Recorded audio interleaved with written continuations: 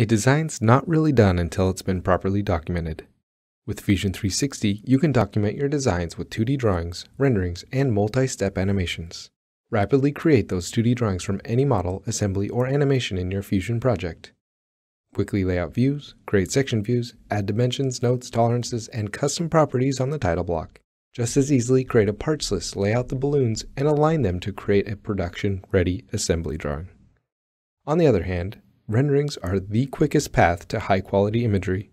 Aided by an extensive material library, realistic camera settings, and a variety of environments, backgrounds, and lighting options, it'll be no time before you start ray tracing locally or on the cloud.